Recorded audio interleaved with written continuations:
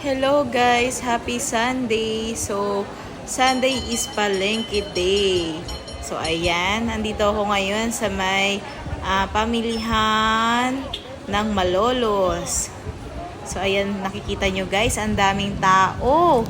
Pag talaga Sunday, ayan, maraming namimili. Kasi nasubukan ko ng bumili pagka Lunes. So, ang konti, malungkot. Ayan, mga isda. Ayan yung mga tumpok-tumpok. Yung pwedeng pang-budget meal lang.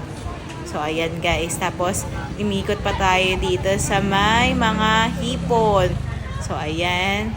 Lakad lang tayo dito banda yung mga hipon guys. Ayan yung favorite ko.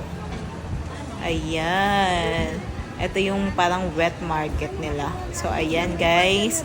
Ayun. Sarap ng hipon. Ayan. Pero hindi ako bumibili niyan. Bihira lang guys.